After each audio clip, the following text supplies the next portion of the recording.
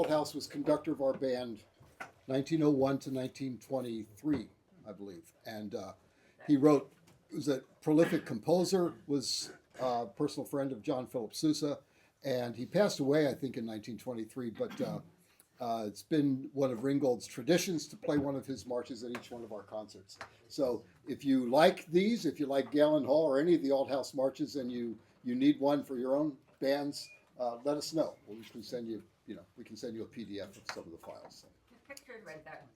Yeah, there's this picture. The good-looking one with the mustache. That's Monroe. That's Monroe Althouse. So, yeah, excellent. Yeah, it is wonderful. Great, a Berks County hero, really. So, okay, here we go. Galen Hall, and 1 and 2.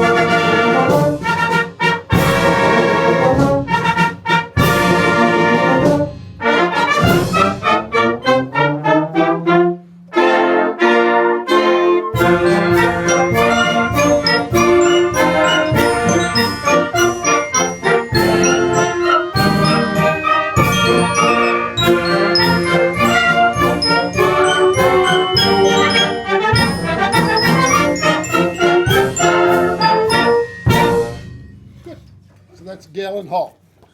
Galen Hall is was a restaurant between here and Wernersville, back in the country. Okay, next is castles in Europe.